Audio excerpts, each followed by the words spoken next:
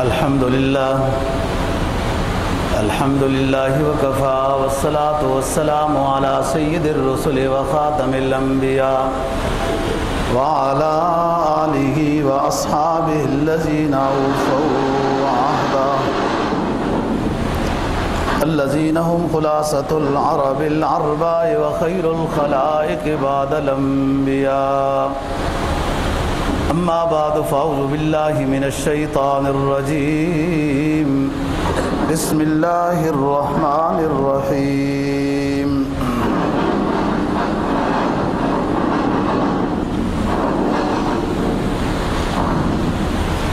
إنا أنزلناه في ليلة القدر وما أدراك ما ليلة القدر. ليلة القدر خير من ألف شهر. تنزل الملائكة والروح فيها بإذن ربهم من كل أمر. سلام هي حتى مطلع الفجر. قال النبي صلى الله عليه وسلم: من قام ليلة القدر إيمانا واحتسابا غفر له ما تقدم من ذنبه. دوسرے کو تیز کر دو. صدق اللہ العظیم وصدق رسوله النبی الأمی الکریم ونحن على ذلك لمن الشاہدین والشاکرین والحمد للہ رب العالمین. آخری پارے کی ایک سورت جس کو لیلۃ القدر والی سورت کہتے ہیں وہ تلاوت کی اور جناب نبی پاک صلی اللہ علیہ وسلم کا ایک فرمان تلاوت کیا ہے. اس کا مفہوم یہ ہے، اللہ تعالیٰ فرماتے ہیں ہم نے اس قرآن مجید کو لیلۃ القدر میں نازل کیا ہے اور آپ کو کیا خبر کیا ہے لیلۃ القدر. یہ لیلۃ القدر 1000 مہینے کی عبادت سے بہتر ہے، اس میں کوئی عبادت کرے. تنزل الملائکۃ والروح فیہا باذن ربہم من کل امر سلام. اس میں فرشتے نازل ہوتے ہیں اور اللہ کی طرف سے سلامتی لے کر آتے ہیں، یعنی مغفرت کا پیغام لے کر آتے ہیں. اور یہ سلسلہ طلوع فجر یعنی اذانوں تک جاری رہتا ہے. جناب نبی پاک صلی اللہ علیہ وسلم کا جو فرمان تلاوت کیا ہے، فرمایا آپ نے کہ جس شخص نے لیلۃ القدر میں عبادت کی ایمان کی حالت میں اور اللہ کی رضا کی خاطر، ریاکاری مقصد نہ ہو، احتساباً اللہ کی رضا کی خاطر، غفر له ما تقدم من ذنبی، تو اس کے تمام گناہوں کو معاف کر دیا جاتا ہے. جس طرح اس شریعت کی دوستو کئی خصوصیات ہیں کہ قرآن مجید یہ قیامت تک رہے گا، اللہ پاک نے اس کی حفاظت کا ذمہ لیا ہے، یا مال غنیمت حلال ہے، یا قربانی کا گوشت حلال ہے، یا نماز کا وقت ہو گیا تو مسجد قریب نہیں ہے تو جہاں بھی ہے وہ نماز ادا کر سکتا ہے، یا پانی کے استعمال پر قادر نہیں یا پانی ہے نہیں تو تیمم کر سکتا ہے. یہ بہت ساری خصوصیات ہیں اس شریعت کی جو اللہ نے عطا کی ہیں. اسی طریقے سے لیلۃ القدر بھی اسی آخری امت آخری شریعت کو عطا کی گئی ہے. پہلے یہ رات مقدر والی، یہ مقدس رات، اتنی فضیلت والی رات پہلی کسی شریعت کو یہ عطا نہیں کی گئی.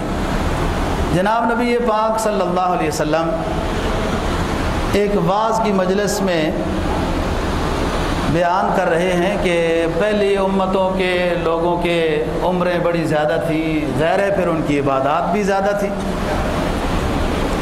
اسی طرح ایک موقع پہ فرمایا کہ ایک شخص تھا امم سابقہ میں جس نے 83 سال عبادت کی، دن کو جہاد کیا، یعنی اتنے لمبی اس کی عبادت کی عمر ہے. اسی طرح ایک موقع پہ آپ نے بیان فرمایا کہ 4 پیغمبر ایسے گزرے ہیں جس میں حضرت حزقیل علیہ السلام، ایوب علیہ السلام، زکریا علیہ السلام اور یوشع بن نون علیہ السلام، یہ 4 پیغمبر ایسے گزرے ہیں کہ ان کی عمر تو زیادہ تھی، لیکن 83 سال عمر ان کی ایسی تھی کہ مسلسل ان کی عبادت رہی ہے، رات کو اور دن کو بھی دینی کاموں میں مصروف رہے ہیں۔ اس پر صحابہ کرام رضی اللہ تعالیٰ عنہ کے دلوں میں یہ بات آئی، بعض نے ظاہر بھی کی کہ حضرت اس امت کی تو عمریں ہی اتنی نہیں ہیں، اگر یہ مسلسل عبادت کرتے بھی رہیں تو 60-65 اس طرح 80 سال عمر ہوتی ہے، تو وہ اس مقام کو تو نہیں پہنچ سکتے جس مقام کو پہلی امتوں کے لوگ پہنچے ہیں کہ ان کی عمریں زیادہ تھیں۔ یہ 3 باتیں سامنے آئیں جو صحابہ کرام کے سامنے، تو دل میں خیال آیا کہ ہم تو اس مقام کو نہیں پہنچ سکتے۔ اس پر یہ صورت نازل ہوئی، اللہ رب العزت نے یہ اعزاز بخشا اس امت کو نبی پاک صلی اللہ علیہ وسلم کی برکت سے کہ ہم نے لیلۃ القدر میں قرآن مجید کو نازل کیا ہے، اور لیلۃ القدر ایک رات کی عبادت یہ 1000 مہینے کی عبادت سے بہتر ہے۔ 1000 مہینے ہوں تو 83 سال 4 مہینے بنتے ہیں، 1000 مہینے کی عبادت سے بہتر ہے۔ بہتر کی کوئی حد نہیں ہے، کوئی اس میں یہ نہیں بتایا کتنی بہتر ہے۔ اب یہ ایک لمبا معاملہ ہے، جس کی عبادت جتنی اخلاص کے ساتھ ہوگی، سنت کے مطابق ہوگی، خشوع و خضوع کے ساتھ ہوگی، اتنی زیادہ بہتر ہے۔ اور اس بہتر نظام کو گویا کہ معین نہیں کیا ہے، جس کی جیسے عبادت ریاضت اور مجاہدہ ہے اس کے مطابق ہے۔ فرمایا تنزل الملائکۃ والروح فیہا باذن ربہم من کل امر سلام، اس میں فرشتے نازل ہوتے ہیں اور سلامتی کی دعا، مغفرت کا پیغام، حاضری لگانے کی ترتیب اس رات میں فرشتے کرتے ہیں، اور یہ نظام رہتا ہے صبح صادق تک۔ جناب نبی پاک صلی اللہ علیہ وسلم نے فرمایا کہ جس کو لیلۃ القدر نصیب ہو گئی کہ اس رات میں وہ عبادت کر رہا تھا، اور وہی لیلۃ القدر ہے، ایمان کی حالت میں اور اللہ کی رضا کی خاطر، احتسابا، اللہ کی رضا کی خاطر ہو، ریاکاری نہ ہو۔ عبادت کے مراحل میں، اسباق میں سب سے خطرناک موڑ یہ ہے کہ صوفی اپنی عبادت میں بھی مصروف ہوتا ہے اور عبادت پر ثواب کے بجائے اس کو گناہ مل رہا ہوتا ہے، کہ دل میں ریاکاری آ جاتی ہے کہ لوگ کہیں گے جی سبحان اللہ، واہ کیا کتنی دیگیں تقسیم کی ہیں، یہ تو ہر روز افطاری دے رہا ہے، یہ نیت ہے کہ لوگ واہ واہ کہیں، یہ ثواب بھی ضائع، پیسہ بھی ضائع، اور الٹا گناہ ہوگا، جس کو قرآن مجید نے 3 پارے میں بیان کیا ہے کہ یراؤن الناس، لوگوں کے دکھلاوے کے طور پر یہ کرتے ہیں۔ یہ ثواب بھی بہت زیادہ ہے، اگر اخلاص کوئی بھی عبادت ہے اس میں جب اللہ کی رضا نہیں ہے، وہ عبادت نہیں رہی، وہ ضائع ہوگی، وہ اللہ کے لیے ہے ہی نہیں، وہ تو لوگوں کو دکھانے کے لیے عبادت، وہ لوگوں کے لیے عبادت تھی، اللہ کے لیے تو نہیں تھی۔ اللہ کے لیے ہوتی تو اللہ کی رضا کی خاطر ہوتی، اخلاص کے ساتھ۔ اور یہ فکر لگی رہنی چاہیے کہ میری عبادت ایسا نہ ہو، قبول نہ ہو، کوئی غلطی نہ ہو جائے، کہیں ریاکاری نہ ہو، یہ فکر لگی رہنی چاہیے، تو پھر انشاءاللہ فائدہ ہوگا اور ریاکاری اور ان پریشانیوں سے محفوظ رہے گا۔ فرمایا قرآن مجید نے نیک لوگوں کی خوبی بیان کرتے ہوئے وَبِالْأَسْحَارِ هُمْ يَسْتَغْفِرُونَ، یہ صبح تہجد پڑھ کے، تہجد کے ٹائم پہ اٹھ کے تہجد پڑھ کے استغفار میں لگ جاتے ہیں۔ بھائی استغفار تو گناہ کے اوپر کی جاتی ہے، یہاں تہجد پڑھ کے استغفار کیوں ہو رہی ہے؟ اس لیے کہ وہ اپنی عبادت کو بھی کما حقہ نہیں سمجھ رہے، جیسے اللہ کو گویا کہ چاہیے عبادت ہم ایسے کہاں کر سکتے ہیں، ہماری تو 2 رکعت نفل ہو یا فرض ہو، اس میں کئی سارے ہم تو مسائل گھر کے بھی حل کر دیتے ہیں، دفتر کے بھی حل کر دیتے ہیں، سارا پروگرام ہو جاتا ہے۔ عبادت کر کے بھی اللہ کے نیک بندے استغفار کرتے ہیں، یہ ہے اصل کوالٹی ایمان والے کی، نیک بندے کی، ریاکاری سے بچتا رہے۔ تو ریاکاری کوئی بھی عبادت ہو. اب حج عمرہ اس لیے کر رہے لوگ کہیں حاجی صاحب، تو لوگ باقاعدہ کہتے ہیں آپ کا نام کیا ہے؟ حاجی محمد فلاں صاحب. اور بھائی حاجی تو ایک رکن اسلام آپ نے ادا کیا اور اس کو نام کا حصہ بنا دیا. تو آپ تو نمازیں بھی پڑھتے ہیں تو پھر نمازی محمد فلاں ہونا چاہیے. آپ تو روزے بھی رکھتے ہیں تو رمضان محمد فلاں بھی ہونا چاہیے. یہ رکن اسلام ہے، عبادات ہیں، یہ نام کا حصہ نہیں ہے. چلو کوئی کہہ دے حاجی صاحب تو ایک الگ بات ہے، لوگ خود اپنا نام بتاتے ہیں کہ مجھے حاجی صاحب کہتے ہیں. ریاکاری کی شکل بننے کا خطرہ ہے. اس طرح کی چیزوں سے بچنا ہے. جو بھی عبادت ہو، زکوٰۃ ہو، صدقہ ہو، خیرات ہو، نفل ہو، روزہ ہو، حج ہو، عمرہ ہو، خدمت خلق ہو، سب میں اللہ کی رضا مقصود ہو دوستو تو پھر فائدہ ہے. اور اگر ریاکاری ہو گئی تو خطرہ ہے. فرمایا انا انزلناہ فی لیلۃ القدر. یہ آخری عشرے میں حدیث میں جناب نبی پاک صلی اللہ علیہ وسلم کا فرمان ہے تحروا لیلۃ القدر فی العشر الاواخر من رمضان. تلاش کرو. تحروا جستجو کو کہتے ہیں، محنت کو کہتے ہیں، ڈھونڈنے کو کہتے ہیں تحروا. کہ کسی سے پوچھنا پڑ جائے تو پوچھ بھی لو، کہیں سے ڈھونڈنی ہے، کہیں ریت چھاننی ہے تو وہ بھی چھان لو. تحروا تلاش کرنا، محنت کرنا.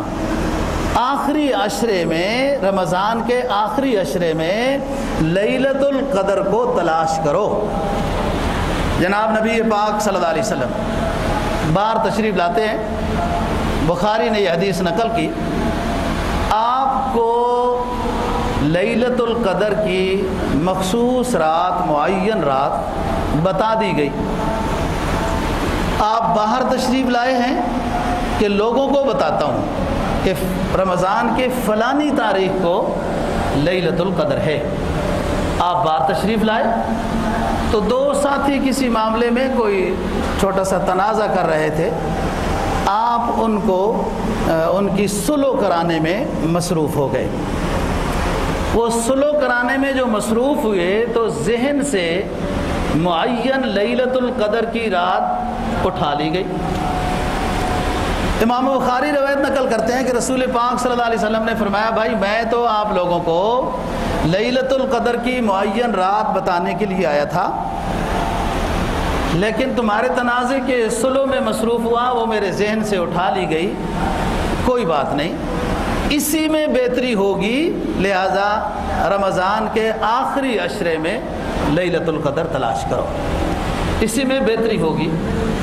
وہ تو بہتری نہیں تھی جو مسلمان آپس میں لڑ رہے تھے. یا ایھا الذین آمنوا اطیعوا اللہ واطیعوا الرسول ولا تنازعوا فتفشلوا وتذهب ريحكم. اے ایمان والو، اللہ اور اللہ کے رسول کی اطاعت کرو، اللہ اور اللہ کے رسول کی اطاعت کرو. جھگڑا نہیں ہوگا. جھگڑا ہوتا ہی تب ہے جب اسلام سے بندہ دور ہوتا ہے.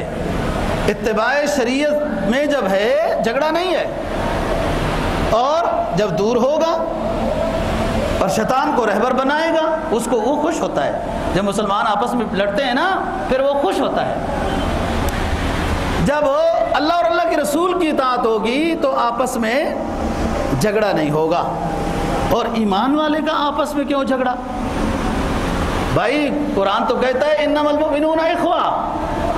مسلمان آپس میں بھائی ہیں، خیر خواہ ہیں، ہمدرد ہیں، ایک دوسرے کا خیال کرنے والے ہیں.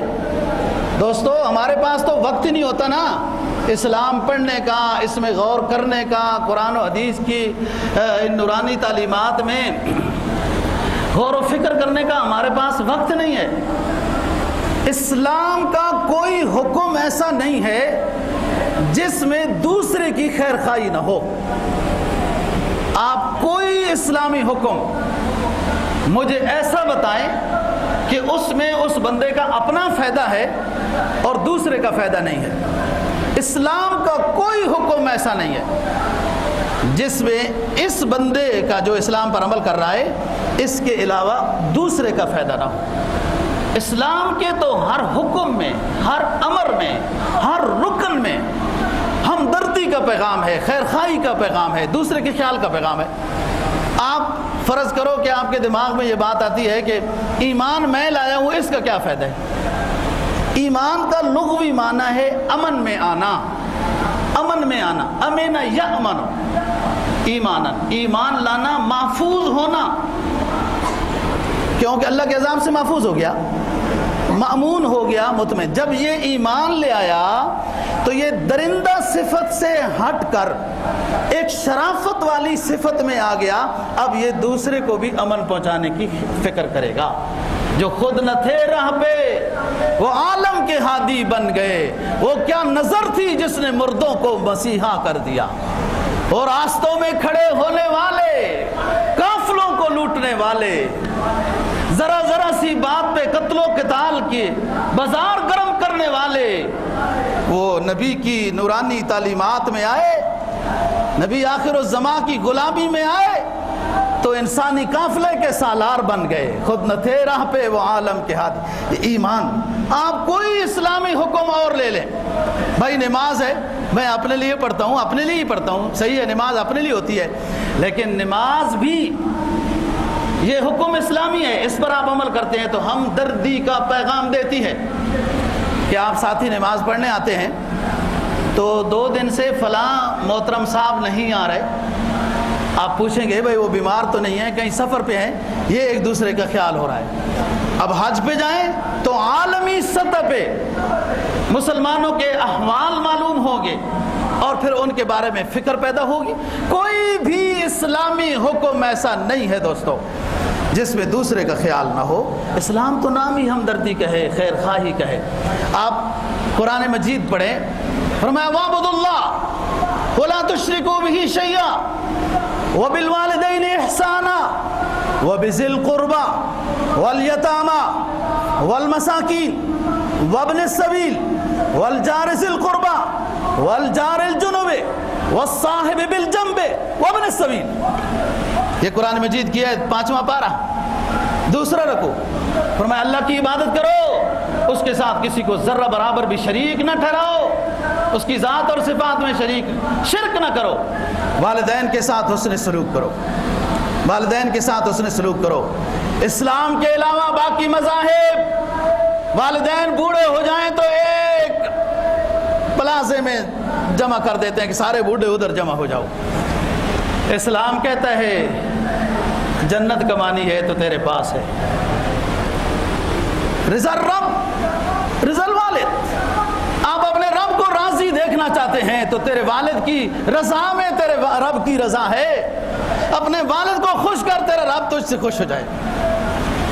اسلام نے یہ پیغام دیا کہ محبت کی نظر سے خدمتگار بچہ، ایسا نہیں ہمیشہ والدین کا نافرمان ہو، بیوی کو تو 4 سوٹ بنا کے دیتا ہو، عید پر بڑے مہنگے جوتے لے کے دیتا ہو، اور والدین کے لیے ایک سوٹ بھی اس کے لیے کوہ گراں بن جاتا ہو، نافرمان سا بچہ ہے، لیکن اس حدیث پہ عمل کرتا ہے کہ محبت کی نظر سے والدین کو دیکھنے سے حج عمرے کا ثواب ملتا ہے۔ ایسا نہیں، جو فرما بردار بچہ ہے، والدین کا خدمتگار بچہ ہے، والدین کو ایک نظر محبت سے دیکھے گا تو حج اور عمرے کا مقبول ثواب ملے گا، اور بار بار دیکھے گا تو بار بار حج عمرے کا ثواب۔ دیکھو قرآن نے کیا کہا، والدین اللہ کی عبادت کرو، اس کے ذات اور صفات میں شرک نہ کرو، والدین کے ساتھ احسان کرو، حسن سلوک سے پیش آؤ، کو دعاؤں کی درخواست کی ضرورت نہیں پڑے گی، تم والدین کے دل میں آباد ہو جاؤ گے جب خدمتگار بچے بنو گے، خود دعائیں ہوں گی۔ والدین تو بہت اونچی شفقت کا نام ہے، بہت اونچی شفقت کا نام ہے، یہ تو اس کو محسوس ہوگا جو جب والد بنے گا۔ ہاں ابراہیم علیہ السلام امتحانوں میں گزرے، اللہ نے فرمایا انی جاعلک للناس اماما، اے میرے خلیل مختلف امتحانوں میں تو کامیاب ہو گیا، اب تجھے میں دنیا میں امام بناؤں گا۔ یہودی بھی کہیں گے ہم ملت ابراہیمی والے ہیں، عیسائی بھی کہیں گے ہم ملت ابراہیمی والے ہیں، مشرکین مکہ بھی کہیں گے ہم ملت ابراہیمی والے ہیں، حقیقت میں تو ملت ابراہیمی میں میرا آخری حبیب ہے۔ قال انی جاعلک للناس اماما، اے ہم نے مختلف آزمائشوں میں آزمایا اور تجھے کامیاب پایا، اب تجھے اس نیکی کے بدلے میں، ان آزمائشوں میں کامیابی کے بدلے میں تجھے دنیا کا امام بنائیں گے۔ یہ اللہ کی طرف سے اعزاز مل رہا ہے۔ اور اللہ کا خلیل کیا کہہ رہا ہے؟ قال ومن ذریتی، اللہ کہہ رہے ہیں خلیل میں آپ کو اپنا امام دنیا میں امام بناؤں گا۔ اللہ کا خلیل کہہ رہا ہے ومن ذریتی،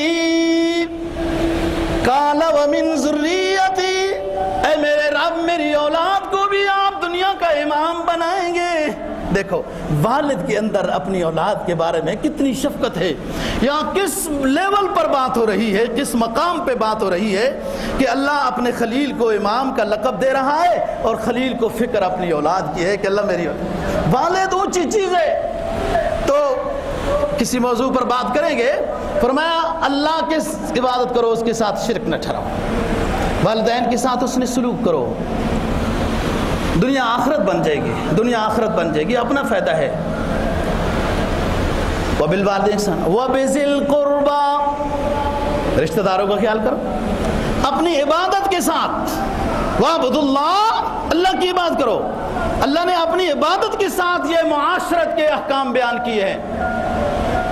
عبادت کرو، والدین کے ساتھ اس نے سلوک کرو، رشتہ داروں کا خیال کرو، پڑوسیوں کا خیال کرو، عارضی پڑوسی کا، عارضی ساتھی کا خیال کرو، پکے ساتھی کا خیال کرو، مسافر کا خیال کرو۔ یہاں یہ نہیں بات ہے کہ جو مسلمان پڑوسی ہے اس کا خیال کرنا ہے، جو مسلمان مسافر ہے نہیں، سب کا خیال کرو، سب کا خیال کرو۔ جو زکوٰۃ اور صدقات واجب ہیں وہ کافر غریب کو نہیں دے سکتے، باقی آپ ہدیہ اور کوئی چیز دے سکتے ہیں کافر کو، اور اچھے اخلاق سے پیش آؤ۔ یہ میں بتا رہا ہوں کہ اسلام نام ہی ہمدردی کا ہے، وہ تو ہم بیکار ہیں نا، ہم نے اسلام کو سمجھا نہیں، سیکھا نہیں، پڑھا نہیں، اور دور دور ہیں تو پھر دور سے تو دوستو ایک چیز دیکھی جا سکتی ہے، اس کا ذائقہ نہیں چکھا جا سکتا۔ تو فرمایا کہ اس آخری امت کو یہ فضیلت عطا کی ہے کہ لیلۃ القدر اس امت کو عطا کی، پہلی امتوں کو لیلۃ القدر عطا نہیں کی۔ حضرت عمر فاروق رضی اللہ تعالیٰ عنہ ساتھیوں سے پوچھ رہے ہیں بھائی لیلۃ القدر آخری عشرے میں کس تاریخ میں ہے؟ اور کسی نے اپنی رائے دی ہے، صحابہ کرام رضی اللہ تعالیٰ عنہ۔ آخر میں عبداللہ ابن عباس سے پوچھا رضی اللہ تعالیٰ عنہ، یہ مفسر قرآن ہیں، عبداللہ آپ بتاؤ لیلۃ القدر آخری عشرے میں کس تاریخ میں ہے؟ کہا جی میری رائے یہ ہے کہ 27ویں شب میں ہے، رمضان کے آخری عشرے 27ویں شب میں ہے۔ عبداللہ آپ کے پاس دلیل کیا ہے؟ حضرت بہت سارے اسلامی تہوار کا تعلق سات کے ہندسے کے ساتھ متعلق ہے، طواف وغیرہ یہ چیزیں، لیکن اس کے علاوہ میرے پاس ایک اور دلیل ہے کہ لیلۃ القدر کا جو لفظ ہے یہ سورہ قدر میں 3 مرتبہ استعمال ہوا ہے۔ حروف ابجد کے حساب کے لحاظ سے لیلۃ القدر کے 9 ہندسہ بنتا ہے، اور 3 مرتبہ لیلۃ القدر استعمال ہوا، 1 نم 2 نم 18 3 نم 27۔ لیلۃ القدر 27ویں شب میں ہے، اور جس کا ثبوت خود لیلۃ القدر انا انزلناہ فی لیلۃ القدر کے اندر موجود ہے۔ تو بات یہ ہے دوستو، یہ جو چیز آخری عشرے میں ہے، پورے عشرے یہ عبادت ہونی چاہیے۔ اعتکاف والوں کو تو اللہ تعالیٰ یہ اعزاز بخشتا ہے۔ اور اب یہ گرمیوں کی راتیں ہیں، کوئی اتنی لمبی بھی بات نہیں ہے، اور محنت ہو، محبت ہو، شوق ہو تو بڑے سے بڑا کام مشکل نہیں ہوتا اس میں۔ اس لیے تو فرمایا نا کہ ایمان لائے ہو، اب محبت کی کیٹیگری میں آؤ، محبت کی کیٹیگری میں آؤ۔ جب محبت ہو جائے گی اللہ اور اللہ کے رسول کے ساتھ تو پھر کسی حکم پر عمل کرنا کوئی مشکل نہیں ہوگا۔ لا یؤمن احدکم حتی اکون احب الیہ من والدہ وولدہ والناس اجمعین، تم میں سے کوئی شخص کامل ایمان والا نہیں ہو سکتا جب تک والدین سے، تمام لوگوں سے مجھے زیادہ محبوب نہ سمجھے۔ اللہ اور اللہ کا رسول محبوب ہو تو کوئی حکم اسلام ایسا مشکل نہیں ہے کہ جس کو ہم بوجھ سمجھ کر جس کو ہم بجا لا رہے ہوں۔ جب محبت ہو اللہ اور اللہ کے رسول کے ساتھ تو کوئی حکم بوجھ نہیں ہوتا۔ روز 2 نفل پڑھتے ہیں، پھر 2 اور پڑھتے ہیں، پھر 2 پڑھتے ہیں، پھر اور 2 پڑھتے ہیں، ایک دفعہ قرآن کا ختم ہوتا ہے پھر دوبارہ شروع ہوتا ہے۔ یہ محبت کا ہی سودا ہے نا، اور کیا ہے؟ اور جب دوستو محبت نہیں ہے اپنے مذہب کے ساتھ، وہ چھوٹی سی دکان ہو، لوگوں کو اپنی دکان سے اتنی محبت ہوتی ہے، لوگ کہتے ہیں جی یہ روزی کٹھی ہے اس کا خیال کرنا ہے، اور یہ عارضی زندگی کے روزی کٹھی کا خیال ہے، اچھی بات ہے، لیکن ایک دائمی ٹھیہ بھی ہے، ایک روزی اور رہائش کا دائمی ٹھیہ بھی ہے، اس کا بھی خیال کرو، اس کی زیادہ خیال کی ضرورت ہے۔ تو جب اللہ اور اللہ کے رسول کے ساتھ محبت ہوگی کوئی حکم مشکل نہیں ہوگا۔ اور یہ آتی کیسے ہے؟ یہ گھر بیٹھے نہیں آتی، کسی اللہ والے کی جوتیاں سیدھی کرنی پڑتی ہیں، کسی بزرگ نیک شخص کے پاس بیٹھنا پڑتا ہے، پھر ایمان بنتا ہے۔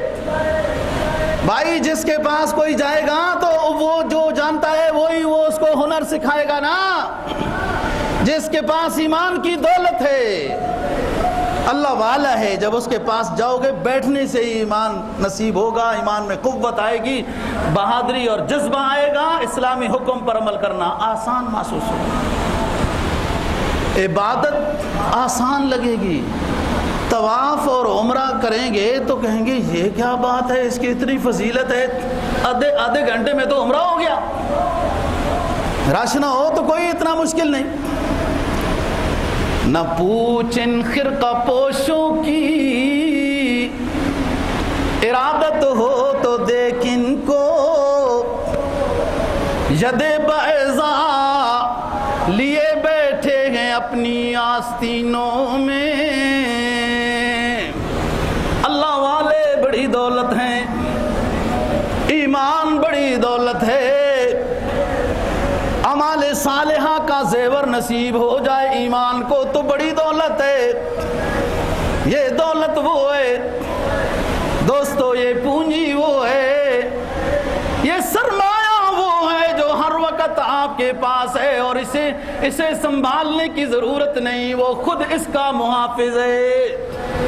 قرآن اعلان کرتا ہے لہو معقبات من بین یدیہ ومن خلفہ یحفظونہ من امر اللہ۔ ہم اپنے بندوں کے ارد گرد اپنے نورانی مخلوق کو بطور محافظ کے مقرر کر دیتے ہیں۔ اعمال صالحہ اونچی دولت ہے، توبہ اور استغفار اونچی سواری ہے۔ ندامت کے آنسو آج دوستو جہنم کے انگاروں کو بجھا دیں گے۔ میدان حشر میں رو رو کر اگر اپنے آنسوؤں میں اپنے آپ کو ڈبا بھی دیا تو کوئی فائدہ نہیں ہوگا۔ آج ایک قطرہ ندامت کا اپنے گناہوں کو یاد کر کے اشک باری کا جہنم کے کوئلوں کو وہ بجھا دے گا۔ نہ پوچھ ان خرقہ پوشوں کی ارادت ہو تو دیکھ ان کو، ید بیضا لیے بیٹھے ہیں اپنی آستینوں میں۔ تمنا درد دل کی ہو تو کر خدمت فقیروں کی۔ وہ فقیر نہیں جو راستوں میں پھٹے پرانے لباسوں میں لوگوں سے بھیک مانگ رہا ہے، یہ وہ فقیر مراد ہے جس کی اللہ اور اللہ کے رسول کی محبت میں دل ٹوٹا ہوا ہے، دل پھٹا ہوا ہے، محبت کا بہت بوجھ ہے، دل اس کا کمزور ہے، خشیت الہی میں ٹوٹا ہوا ہے، یہ وہ فقیر مراد ہے۔ تمنا درد دل کی ہو تو کر خدمت فقیروں کی، نہیں ملتا یہ گوہر بادشاہوں کے خزینوں میں، نہیں ملتا یہ گوہر بادشاہوں کے خزینوں میں۔ امام بخاری رحمہ اللہ تعالی حدیث کے درس دینے کے لیے مختلف ملکوں کا سفر کرتے ہیں۔ بلخ میں آئے، سمرقند بخارا میں، بادشاہ متاثر ہو گیا، شاگرد بن گیا، مرید ہو گیا۔ بادشاہ نے کہا اے امام زمانہ کیا مانگتے ہو مانگو، میں دینے کے لیے تیار ہوں۔ بخاری نے کہا مجھے کچھ نہیں چاہیے، شادی نہیں کی، بیوی نہیں ہے، بچے نہیں ہیں کہ مجھے پلاٹ اور مکان اور کاروبار فیکٹریوں کی ضرورت ہو۔ اکیلا تنہا ہوں، جدھر جاتا ہوں لاکھوں دنیا مجھے اپنے کندھوں پہ اٹھاتی ہے، مجھے کوئی ضرورت نہیں۔ نبی کی حدیث کی خدمت میں، نبی پاک کے فرمانوں کی خدمت میں اللہ نے وہ اعزاز عطا کیا کہ مخدوم کائنات بنا دیا گیا ہوں۔ بادشاہ نے کہا امام زمانہ مانگو، کیا مانگتے ہو؟ میں آپ سے بہت متاثر ہوں، کچھ دینا چاہتا ہوں۔ امام بخاری رحمہ اللہ تعالی نے فرمایا بادشاہ سلامت، اگر اصرار کرتے ہو، کچھ دینا چاہتے ہو تو میری درخواست یہ ہے، میرے استاد محترم، میرے پیر و مرشد علی ابن مدینی رحمہ اللہ تعالی، میرے استاد محترم علی ابن مدینی کو زندہ کر دو تاکہ میں اپنے استاد محترم کی خدمت کروں جو اللہ نے مجھے دیا۔ سب اپنے اساتذہ، اپنے پیروں کی خدمت میں ملا، اولیاء اللہ کی صحبت سے ملا، مجھے میرے استاد کو زندہ کر دو۔ میں نے تھوڑی خدمت کی اپنے طالب علم کے زمانے میں، اور خدمت کروں اپنے استاد کی کہ اللہ مجھے اور اتنا نوازے۔ نہ پوچھ ان خرقہ پوشوں کی، ارادت ہو تو دیکھ ان کو، یہ فقیر بننا کوئی مشکل نہیں، امنے بننا مشکل ہے، بھیک مانگنا پڑتا ہے لوگوں سے۔ وزیر اعظم بننا مشکل ہے، ہر کسی سے سوال کرنا پڑتا ہے۔ آخرت کا وزیر اعظم بننے کے لیے صرف ایک در کے سامنے جھولی پھیلانی پڑتی ہے، اللہ والا بن جاتا ہے۔ لیکن لوگ دنیا کی طرف دوڑتے جا رہے ہیں، اللہ اور اللہ کے رسول کو چھوڑتے جا رہے ہیں۔ نہ اٹھا پھر کوئی رومی عجم کے لال ہزاروں سے، وہی آب و گلیراں وہی تبریز ہے ساقی۔ اب شیخ سعدی کیوں نہیں آتا، علامہ راضی کیوں نہیں آتا، امام بخاری کیوں نہیں آتا، علامہ رومی کیوں نہیں نظر آتا؟ کیوں نہیں نظر آتا کہ دنیا نے اپنے دلوں میں اللہ اور اللہ کے رسول کی محبت کے علاوہ دنیا کی محبت بٹھا لی ہے۔ نہ اٹھا پھر کوئی رومی عجم کے لال ہزاروں سے، وہی آب و گلیراں وہی تبریز ہے ساقی۔ ایران کی مٹی وہی، راضی افغانستان سے آئے، افغانستان کی مٹی وہی، اب کیوں نہیں بنتے؟ علامہ کہتا ہے تھوڑی سی محنت کی ضرورت ہے، راضی بن جاؤ گے، تھوڑی سی محنت کی ضرورت ہے، شیخ سعدی بن جاؤ گے، تھوڑی سی محنت کی ضرورت ہے، علامہ رومی بن جاؤ گے۔ نہیں ہے نا امید اقبال اپنی کشت ویراں سے، نہیں ہے نا امید اقبال اپنی کشت ویراں سے، ذرا نم ہو یہ نم مراد ہے، ذرا نم ہو تو یہ مٹی بڑی زرخیز ہے ساقی۔ نم ہو، خشوع و خضوع ہو، انابت اللہ ہو، رجوع اللہ ہو تو وہ ساتھ تو بہت جلدی راضی ہو۔ اس نے یہ گھڑیاں عطا اس لیے کی، اللہ پاک نے رمضان، کبھی جمعہ، کبھی شب جمعہ، لیلۃ القدر، آخری عشرہ اعتکاف، یہاں جو یہ گھڑیاں اللہ نے دوستو عطائی اس لیے کی ہے، وہ نوازنا چاہتا ہے. ہم تو مائل بکرم ہیں، کوئی سائل کی. حدیث میں آتا ہے اللہ پاک رمضان میں، بعض حدیث میں آتا ہے پورے سال میں آسمان دنیا پہ اللہ نازل ہوتے ہیں اور ندا لگاتے ہیں الا حل من مستغفر، کوئی ہے توبہ مانگنے والا، کوئی ہے اپنے گناہوں کی توبہ چاہنے والا، کوئی ہے رزق کا سوالی، کوئی ہے اولاد مانگنے والا کہ میں اس کو عطا کروں. انسان کو پوری توجہ کے ساتھ، پوری خشیت کے ساتھ اللہ سے سوال کرنا چاہیے، اور اس نیت کے ساتھ ہو کہ اے اللہ تو ہی دینے والا ہے اور تجھ سے ہی لینا ہے. پھر جب یہ نظریہ آئے گا نا، پھر آپ قربانی کے سبق میں آئے گے. ہاں اللہ نے خلیل بنایا نا، خلیل غیر دوست کو کہتے ہیں، خلیل بنین کو کہتے ہیں، بنین کو وہ جسم کے ساتھ ٹچ ہوتی ہے، غیر دوست بالکل ساتھ ہوتا ہے. وہ دنیا کی کیا دوستی ہے دوستو؟ بوقت تنگ دستی، شیخ سعدی کیا کہتے ہیں؟ بوقت تنگ دستی آشنا بے گانا میں گردد، سراہی چوں شبت خالی جدا بے پانا وے کردد. جب مشکل ٹائم آئے تو ساتھی بھی چھوڑ جاتے ہیں، ہاں جب آسانی ہو تو پھر وہ بھی قریب ہوتے ہیں. تو بات یہ خلا، خلیل بنین کو کہتے ہیں، وہ جسم کے ساتھ ٹچ ہوتی ہے اور اس کے درمیان میں کوئی اور حائل نہیں ہوتا. اللہ نے جس کو خلیل بنایا ابراہیم علیہ السلام کو بہت قریب ہے، خلیل گہرا دوست ہے. جوانی کا زمانہ آیا تو باپ کے امتحان میں مبتلا کیا، باپ کے امتحان میں کہ خلیل باپ کو چھوڑو شام چلے جاؤ. جب خلیل پر بڑھاپے کا زمانہ آیا تو کہا بیٹے کو چھوڑو خلیل ادھر چلے جاؤ. خلیل راضی ہے، رضینا بالقسمت الجبار فینا. جب یہ نظریہ لے کے آؤ گے کہ اللہ تو نے ہی دینا ہے، تجھ سے ہی لینا ہے، پھر دیکھو پھر تھوڑا سا امتحان آئے گا. وَلَيَعْلَمَنَّ اللَّهُ الَّذِينَ صَدَقُوا وَلَيَعْلَمَنَّ اللَّهُ الْكَاذِبِينَ.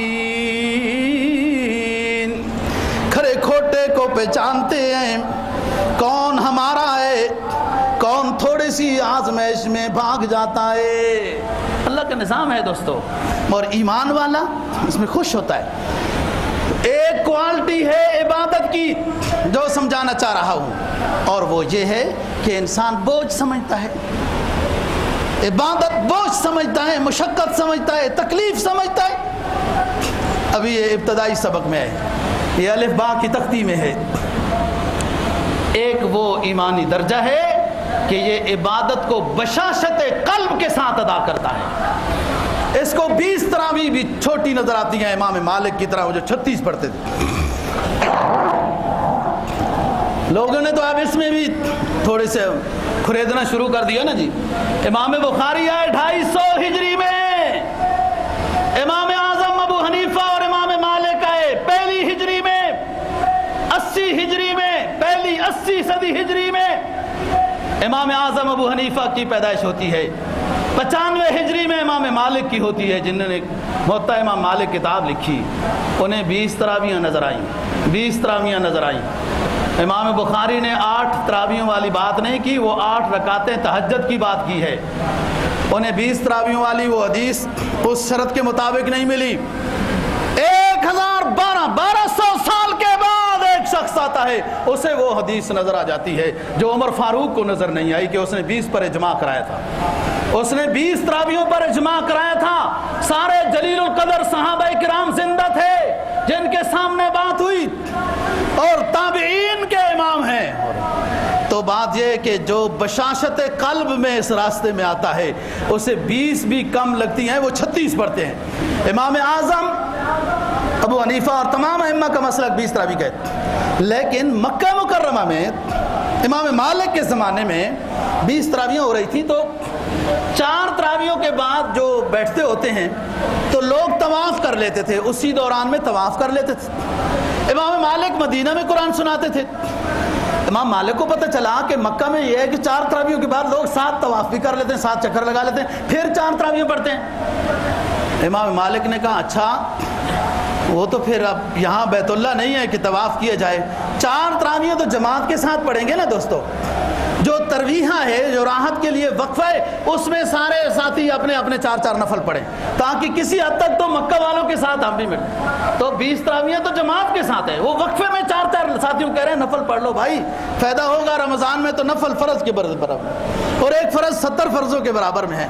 اللہ کی رحمت کے سارے دروازے کھلے، جنت کے سارے دروازے کھلے، جہنم کے دروازے بند کر دیے گئے، بڑے بڑے شیطان بند کر دیے گئے. لیکن ہم میں سے بعض لوگ شیطان کے اتنے کامل شاگرد ہوتے ہیں، اتنے کامل شاگرد ہوتے ہیں، اس نے ان کو سند دی ہوئی ہوتی ہے کہ خود تو باندھا بھی گیا لیکن شاگرد اپنے پورے حق ادا کر رہا ہے رمضان میں بھی. یہ لوگ کہتے ہیں نا شیطان باندھا ہوا ہے تو یہ لوگ فلانا یہ کیوں کرے. اس نے محنت کی ہے بھائی، ہم نے محنت کوئی نہیں کی ہے نا.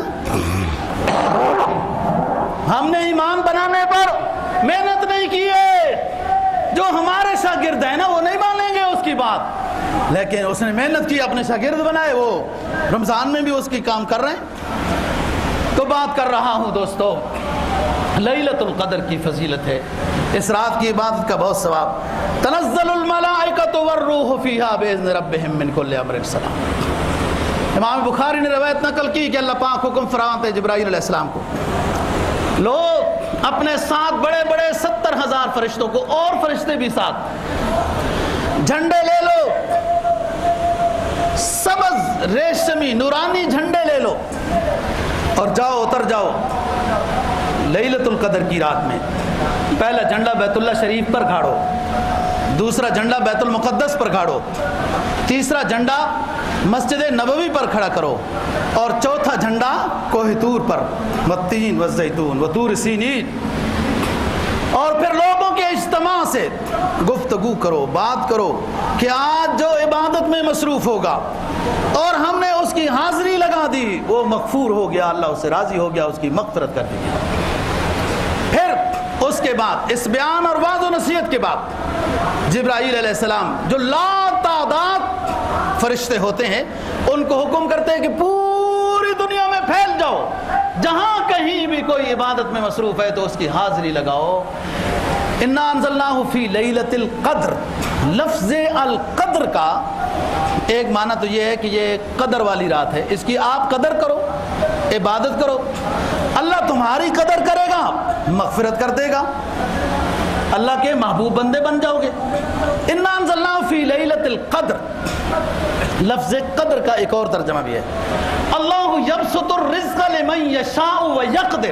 قرآن کی آیت ہے، اللہ چاہتا ہے جس کو خوب دیتا ہے، جس کو چاہتا ہے تنگ کر دیتا ہے. ویقدر، اللہ جس کو چاہتا ہے خوب دیتا ہے، اس کی مرضی ہے نا، خزانوں کا مالک وہ ہے، اور جس کو چاہتا ہے تھوڑا دیتا ہے، اور اس میں بھی خوش رہنا چاہیے. اللہ ہم جتنا اپنے آپ کو جانتے ہیں اللہ ہم سے زیادہ جانتا ہے، وہ ہمارے لیے بہتر جانتا ہے. اللہ یبسط الرزق لمن یشاء ویقدر، تنگ دیتا ہے، رزق کسی کو زیادہ دیتا ہے. انا انزلناہ فی لیلۃ القدر. یہ قدر جو ہے، قدر یہ قدر یقدر سے ہے، یعنی اس رات میں فرشتے اتنے نازل ہوتے ہیں، اتنے نازل ہوتے ہیں، اتنے نازل ہوتے ہیں کہ زمین تنگ ہو جاتی ہے ان کے لیے. اتنی تعداد میں فرشتے نازل ہوتے ہیں.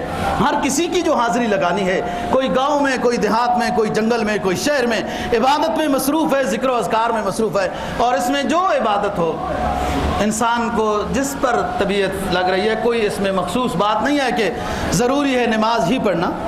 تلاوت کر سکتا ہے، ذکر کر سکتا ہے، صلاۃ و تسبیح پڑھے، عبادت میں مصروف رہنا یہ مطلوب ہے. بس اس کو لیلۃ القدر نصیب ہو جاتی ہے. وہ دوستو ایمانی کوالٹی ہے. جب ہم ایمانی اس کوالٹی میں پہنچیں گے تو پھر سمجھ میں بھی آ جائے گی لیلۃ القدر. لیکن فی الحال نہ بھی سمجھ میں آئے تو فضیلت نصیب ہو جائے گی. کوالٹی کی بات ہے. حضرت عمر فاروق رضی اللہ تعالیٰ عنہ رسول پاک صلی اللہ علیہ وسلم سے ملنے گئے. آپ کے پاس جو ہے وہ ایک لاٹھی تھی. آپ تشریف فرما تھے. آپ نے کہا عمر، عرض کیا لبیک و سعدیک یا رسول اللہ. کیا بنے گا اس وقت جب لوگ عمر کو 4 زرہ اور 2 زرہ گڑھے میں ڈال دیں گے؟ کیا بنے گا اس وقت تیرا؟ یعنی قبر میں ڈال دیں گے۔ کہا حضور پھر کیا ہوگا؟ کہا منکر نکیر سوال کے لیے آئیں گے، اور منکر نکیر کو جانتے ہو کیسے ہیں؟ کہا حضور نہیں، سنا ہے فرشتے ہیں۔ کہا فرشتے ہیں لیکن انتہائی ڈراؤنی شکل میں ہیں، انتہائی ڈراؤنی شکل میں ہیں، بجلی کی طرح چمکدار ان کی آنکھیں ہیں، دانت ان کے بڑے بڑے ہیں جس سے وہ قبر کھود کے اندر آئیں گے، بال ان کے اتنے بڑے ہیں کہ ان کے پاؤں کے نیچے آتے ہیں، ان کے پاس ایک ایسا ہتھوڑا ہوگا جو پورے اس علاقے والے لوگ مل کر اس کو اٹھانا چاہیں، لوہے کا ہتھوڑا ہے وہ نہیں اٹھا سکتے، وہ اس کو اس طرح آسانی سے اٹھائیں گے جیسے میں نے اس لاٹھی کو اٹھایا ہوا ہے، اور وہ آپ سے سوال کریں گے من ربوں کا، من دینوں کا، من نبیوں کا۔ کہا حضور میں اسی طرح ہی ہوش و حواس میں ہوگا، جب فرشتے مجھ سے سوال کریں گے میں اسی طرح ہوش و حواس میں ہوں گا، حواس میں ہوگا۔ آپ نے کہا عمر اسی طرح آپ ہوش و حواس میں ہوں گے اور آپ سمجھ جائیں گے کہ یہ سوال و جواب ہوگا۔ اس دوران میں آپ کا رنگ متغیر ہوا، تھوڑی دیر کے بعد آپ نے فرمایا عمر کیا کوالٹی ہے تیری؟ جبرائیل آ گئے، جبرائیل نے بتایا جب فرشتے عمر سے سوال کرنے آئیں گے تو عمر کہے گا پہلے تم بتاؤ تمہارا رب کون ہے۔ دوستو ایمان کی بات ہے نا، وہ اس سے پوچھیں گے من نبیوں کا، عمر کہے گا میں نے تو سینے دے دے کر اپنے نبی کی حفاظت کی، آپ نبی کی ایک ایک فرمان پہ جان دینا بھی کم سمجھا، میں اپنے نبی کو نہیں جانتا، من نبیوں کا تم بتاؤ تمہارا نبی کون ہے۔ تو اللہ نے کہا اے نبی عمر سے منکر نکیر ڈریں گے، عمر منکر نکیر سے نہیں ڈرے گا۔ دوستو یہ ایمانی مقام ہے اور یہ اللہ موقع دے رہا ہے ایمان بنانے کا۔ فرمایا وَأَمَّا مَنْ أُوتِيَ كِتَابَهُ بِيَمِينِهِ فَأَمَّا مَنْ أُوتِيَ كِتَابَهُ بِيَمِينِهِ فَيَقُولُ هَاؤُمُ اقْرَءُوا كِتَابِيَهْ إِنِّي ظَنَنْتُ أَنِّي مُلَاقٍ حِسَابِيَهْ فَهُوَ فِي عِيشَةٍ رَاضِيَةٍ فِي جَنَّةٍ عَالِيَةٍ قُطُوفُهَا دَانِيَةٌ كُلُوا وَاشْرَبُوا هَنِيئًا بِمَا أَسْلَفْتُمْ فِي الْأَيَّامِ الْخَالِيَةِ۔ اور جس خوش نصیب کو اس کا اعمال نامہ میدان حشر میں دائیں ہاتھ میں نصیب ہو گیا، یا اللہ رمضان اور جمعے کی برکت سے ہم سب کو بھی اس خوش نصیبوں میں شمار فرما۔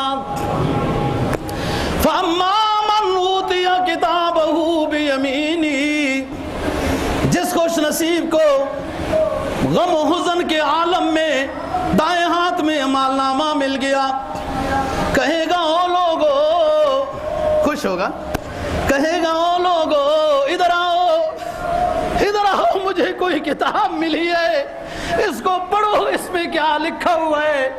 حالانکہ اسے پتہ ہے یہ کتاب کون سی ہے، دائیں ہاتھ میں کن کو ملے گی۔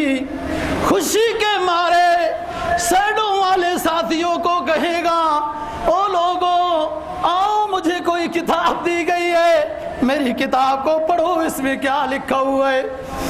انی ظننت انی ملاق حسابیہ، میں دنیا میں اپنے رب کی عبادت میں اپنے نبی کی اتباع میں خوشی سے سفر کرتا تھا، مجھے اپنے رب کی رحمت سے امید تھی کہ میرا رب مجھے اعمال نامہ دائیں ہاتھ میں ہی عطا کرے گا، آج وہ نصیب ہو گیا۔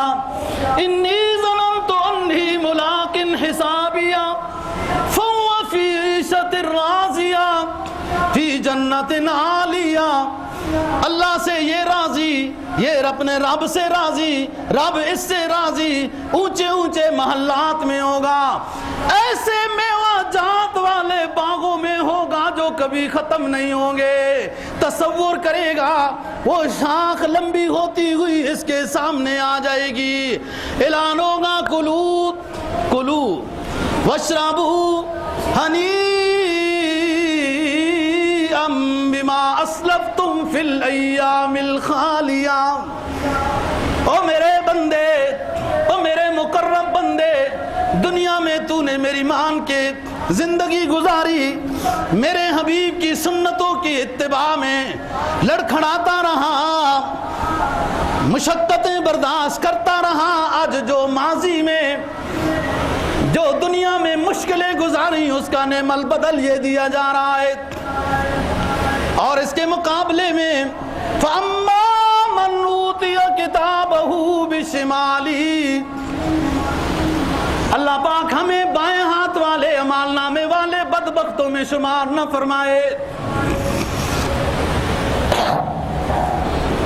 فَأَمَّا مَنْ أُوتِيَ كِتَابَهُ بِشِمَالِهِ فَيَقُولُ يَا لَيْتَنِي لَمْ أُوتَ كِتَابِيَهْ وَلَمْ أَدْرِ مَا حِسَابِيَهْ يَا لَيْتَهَا كَانَتِ الْقَاضِيَةَ مَا أَغْنَى عَنِّي مَالِيَهْ هَلَكَ عَنِّي سُلْطَانِيَهْ خُذُوهُ فَغُلُّوهُ ثُمَّ الْجَحِيمَ صَلُّوهُ ثُمَّ فِي سِلْسِلَةٍ ذَرْعُهَا 70 ذِرَاعًا فَاسْلُكُوهُ۔